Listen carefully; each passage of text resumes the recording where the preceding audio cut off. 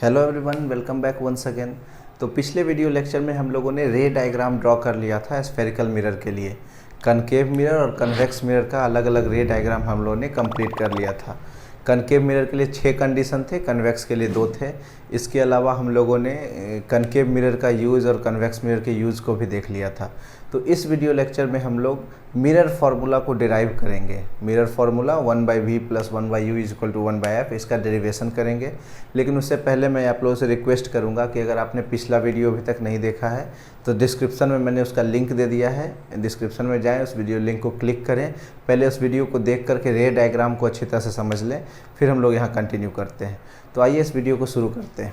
जैसा कि आपने एक कंडीशन देखा था ऑब्जेक्ट के लिए, तो कंडीशन अगर मैं ड्रॉ कर दूं, इस मिरर को देख के तो पता चल गया होगा ये कौन सा मिरर है, कनकेव या कन्वेक्स। तो ये कनकेव मिरर है। इसके लिए हम लोग कंडीशन ड्रॉ कर लेते हैं।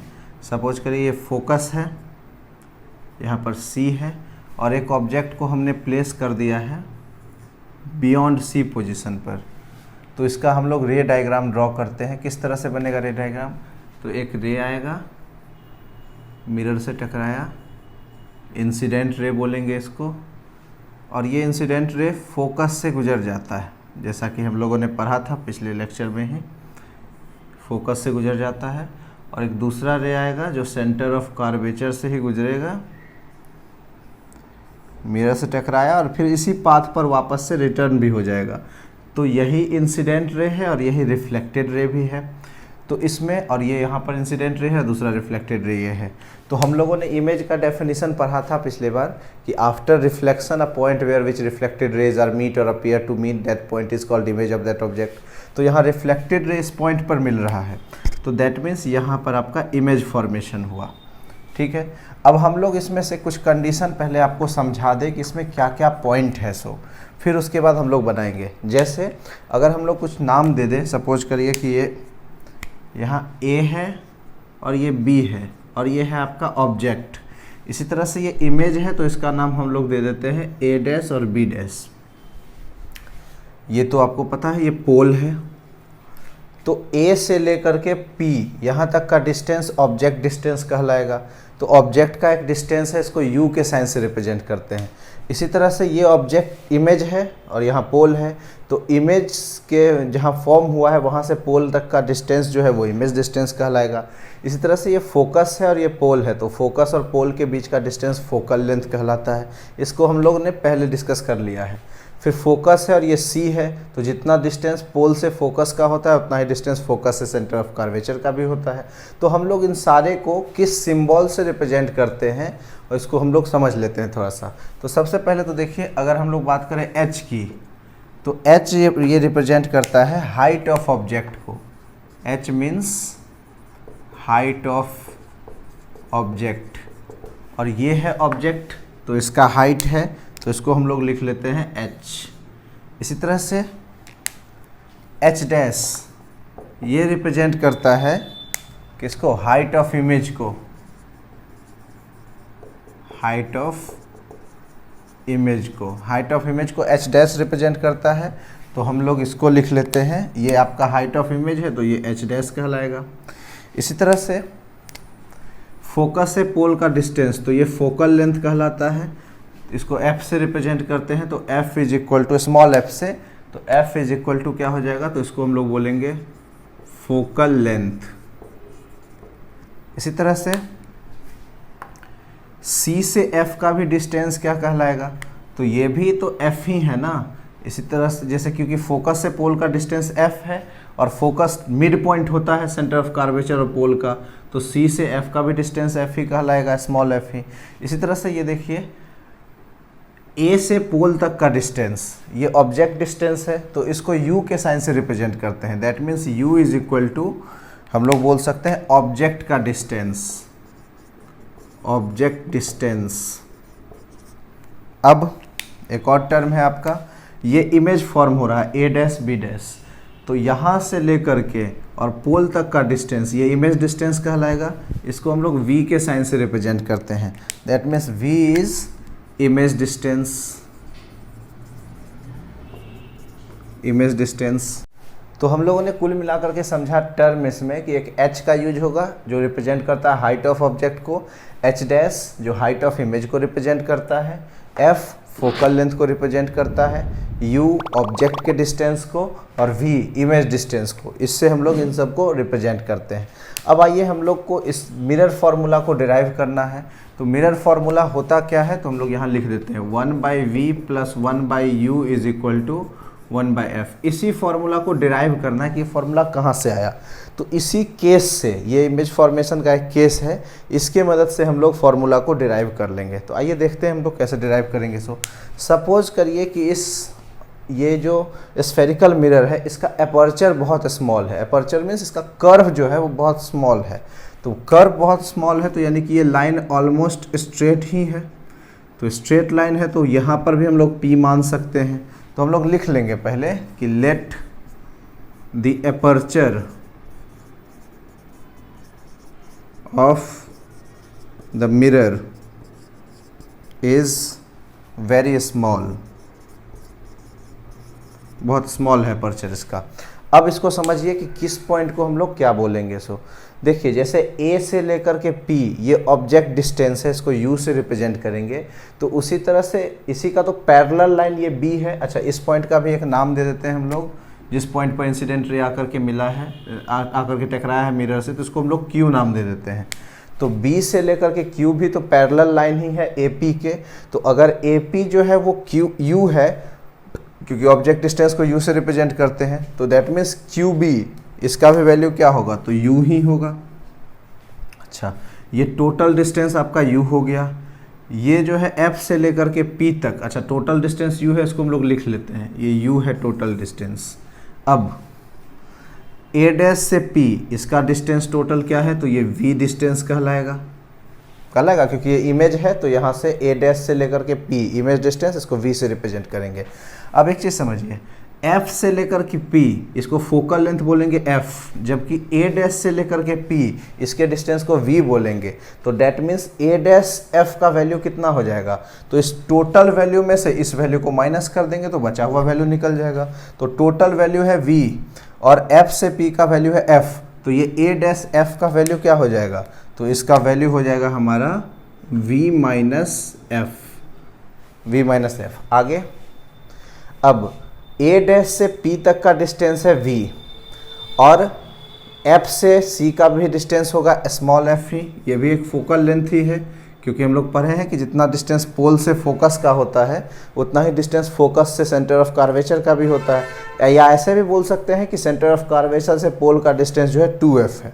ठीक है, ये 2f है, जबकि इमेज A डैश से लेकर के P का डिस्टेंस V है। तो ये बचा हुआ डिस्टेंस कितना होगा, तो ये 2f माइनस V।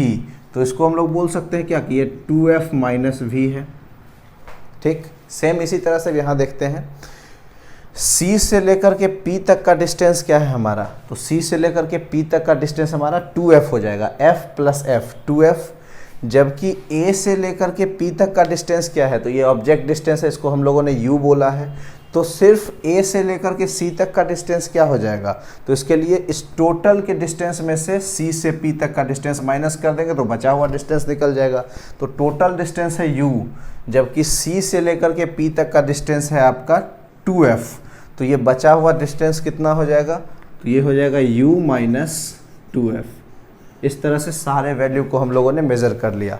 अच्छा, ऑब्जेक्ट का हाइट h है, ये दोनों लाइन एक दूसरे के पैरेलल है, डेट मीन्स QP अगर अपर्चर इसका बहुत स्मॉल हो, लगभग ये सीधा ही लाइन है, तो अगर AB का वैल्यू h है और ये दो लाइन पैरेलल है, दैट मीन्स QP का भी वैल्यू क्या होगा, तो h ही होगा। अब हम लोगों ने सारा नोटेशन कर लिया है, किस पॉइंट को किस नाम से जानेंगे, उसका वैल्यू क्या होगा। अब हम लोग डिराइव करते हैं। तो डिराइव करने से पहले आप देखिए दो ट्रायंगल को, जैसे ये एक ट्रायंगल है AB और C और दूसरा ट्रायंगल है A डैश B डैश और C। ये एक ही बेस लाइन पर ड्रॉ हुआ है और एक ही हाइपोटेनस लाइन इसके लिए गया है। तो ये दोनों ट्रायंगल को हम लोग सिमिलर ट्रायंगल बोलेंगे। ये सिमिलर ट्रायंगल है, तो इसको हम लोग कॉन्ग्रुएंट नहीं है बट सिमिलर है। तो हम लोग लिखा कर लें कि इन ट्रायंगल, कौन सा ट्रायंगल है ये, पहला ट्रायंगल है ए बी सी एंड दूसरा ट्रायंगल क्या है, तो A dash B dash C and triangle A dash B dash C. तो अगर ट्रायंगल सिमिलर है तो इनके साइड का रेशियो भी जो है वो इक्वल होता है। तो अगर साइड का रेशियो इक्वल होता है तो हम लोग लिख सकते हैं कि इसका हाइट, इस बड़े वाले ट्रायंगल का हाइट और इस छोटे वाले ट्रायंगल के हाइट का रेशियो। तो अगर हम लोग इसको लिखें तो बड़े वाले ट्रायंगल का हाइट क्या है, ए बी बाई छोटे वाले ट्रायंगल का हाइट क्या है, तो A dash B dash is equal to, इसका बेस क्या है बड़े वाले ट्रायंगल का, तो ए सी डिवाइडेड बाई छोटे वाले ट्रायंगल का बेस क्या है, तो ए डैश सी। अब हम लोग अगर इसका वैल्यू पुट कर दे जो कि हम लोगों ने यहाँ लिखा है, तो ए बी का वैल्यू हम लोगों ने क्या लिखा है, एच, तो हम लोग लिख लेंगे H by A dash B dash, ये इमेज का हाइट है, इसको हम लोगों ने लिखा है H dash is equal to A C का वैल्यू हम लोगों ने लिखा है u minus 2f divided by A dash C, इसका वैल्यू हम लोगों ने लिखा है 2f माइनस वी। इसको इक्वेशन 1 मान लेते हैं। ठीक इसी तरह से अब इन दो ट्रायंगल में चेक कीजिए, P Q F and triangle A dash B dash F. फिर से वही बात है, सेम बेस है, सेम बेस पर ड्रॉ किया हुआ दो ट्रायंगल है, सेम ये हाइपोटेनस लाइन ही बना हुआ है, तो ये दोनों ट्रायंगल भी सिमिलर होगा। तो हम लोग फिर से लिख लेते हैं कि in triangle P Q F and triangle A dash B dash F, इन दो ट्रायंगल में हम लोग क्या देखेंगे, तो फिर से इनके साइड का रेशियो इक्वल होगा। तो इसका हाइट यानी पी क्यू बाई दूसरे छोटे वाले ट्रायंगल का हाइट, तो A dash F is equal to, फिर इस ट्रायंगल का बेस यानी पी एफ डिवाइडेड बाई छोटे वाले ट्रायंगल का बेस ए डैश एफ।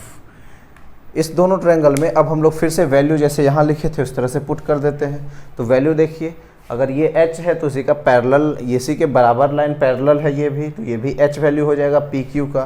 तो फिर से हम लोग लिखेंगे h by A dash F, इसका value h dash is equal to P F, तो पी एफ का वैल्यू हमारा क्या है, small f divided by A dash F, इसका वैल्यू क्या है हमारा, तो v माइनस एफ। इसको हम लोग मान लेते हैं इक्वेशन सेकेंड। ये दो इक्वेशन हो गया। अब इस दोनों इक्वेशन में गौर कीजिए, इक्वेशन 1 एंड इक्वेशन 2 में LHS हमारा इक्वल है, तो हम लोग RHS को इक्वल कर सकते हैं। तो हम लोग इसको लिखेंगे कि इन या फ्रॉम इक्वेशन 1 एंड 2 दोनों ही इक्वेशन से LHS इक्वल है, देयरफॉर इक्वलिंग RHS। तो रिजल्ट क्या आ जाएगा हमारा, तो रिजल्ट आ जाएगा u minus 2f by 2f minus V is equal to f by V minus F. अब हम लोग इसको क्रॉस मल्टीप्लाई कर दें, तो क्रॉस मल्टीप्लाई कर देंगे तो रिजल्ट क्या आ जाएगा हमारा, v minus F into U minus 2f is equal to f into 2f minus V. ये रिजल्ट आ गया। अब इसको मल्टीप्लाई करके इसका रिजल्ट को लिख लीजिए, तो v इंटू यू, इसको हम लोग uv बोल सकते हैं, फिर v इंटू माइनस 2f, तो माइनस 2vf रिजल्ट होगा, फिर माइनस f इंटू यू, तो माइनस uf, फिर minus f into minus 2f, तो ये हो जाएगा plus 2f square is equal to, दूसरे साइड में देखिए f इंटू 2f, तो रिजल्ट क्या हो जाएगा 2f स्क्वायर, फिर से f इंटू माइनस वी, तो इसको हम लोग बोल सकते हैं माइनस वी एफ। अब इस इक्वेशन को गौर से देखिए, अगर ये इक्वल टू का साइन है, इस इक्वेशन को अगर आप गौर से देखिए तो इसमें कुछ ऐसे टर्म हैं जो सब्सट्रैक्ट हो सकते हैं और कुछ ऐसे टर्म हैं जो कैंसिल आउट हो सकते हैं। जैसे 2f स्क्वायर प्लस में, यहाँ भी 2f स्क्वायर प्लस में, अगर इस वैल्यू को इधर करें तो ये माइनस हो जाएगा, ऐसे भी कट जाएगा, तो 2f स्क्वायर से 2f स्क्वायर कैंसिल आउट। अब यहाँ देखिए माइनस vf है और यहाँ माइनस 2vf है, एक जैसा टर्म है तो उसको एक ही साइड कर देते हैं इक्वेशन के। तो रिजल्ट क्या हो जाएगा, इसको रीअरेंज करके लिखें तो ये रिजल्ट हो जाएगा uv minus uf is equal to minus vf plus 2vf। इसका रिजल्ट चेक करें अगर हम लोग, फिर से इसको लिख सकते हैं uv minus uf is equal to vf। अब देखिए इसमें u, v और f तीन टर्म का यूज हुआ है, जबकि यहाँ फॉर्मूले में भी गौर करिए u, v, f और तीन ही टर्म है। तो हम लोग एक ही इक्वेशन को u, v, f से अगर दोनों साइड डिवाइड कर दें तो रिजल्ट में कोई असर नहीं होगा। जैसे किसी इक्वेशन में अगर LHS और RHS को सेम नंबर से मल्टीप्लाई कर दे तो रिजल्ट में कोई असर नहीं होगा, सेम नंबर से डिवाइड कर दे तो रिजल्ट में कोई असर नहीं होगा। तो हम लोग इसको डिवाइड कर देते हैं दोनों ही साइड को। तो हम लोग लिखेंगे dividing both sides by UVF। अगर हम लोग डिवाइड कर दें तो इसका रिजल्ट यहाँ लिख दें आपको, क्या होगा रिजल्ट? तो रिजल्ट होगा UV minus UF divided by UVF is equal to VF minus UVF। अब इसको अलग अलग अगर हम लोग डिवाइड करें तो अलग अलग डिवाइड करने से रिजल्ट क्या आ जाएगा? UV by UVF minus UF by UVF is equal to VF by UVF। अब देखिए कोई कट सकता है तो काट लीजिए, ये UV कैंसिल आउट हो जाएगा। इसी तरह से UF कैंसिल आउट हो जाएगा और VF कैंसिल आउट हो जाएगा। तो बचा क्या? यहाँ बचा 1/f minus 1/v is equal to 1/u। ये माइनस इधर ले आते हैं प्लस हो जाएगा, तो 1/f is equal to 1/u plus 1/v। इसको रीअरेंज करके हम लोग वैसे भी लिख सकते हैं। ये हो गया आपको प्रूव्ड। तो इस तरह से हम लोग मिरर फॉर्मूले को डिराइव करते हैं। उम्मीद है ये वीडियो आपको समझ में आ गया होगा। इस वीडियो को छोटा रखते हैं, अगले वीडियो में हम लोग जो बचा हुआ टॉपिक है इसका साइन कन्वेंशन और मैग्नीफिकेशन उसको कंप्लीट कर लेंगे, और हो सकेगा तो हम लोग कुछ प्रॉब्लम भी डिस्कस करेंगे। तो मिलते हैं नेक्स्ट वीडियो में, बने रहिए। बहुत बहुत धन्यवाद।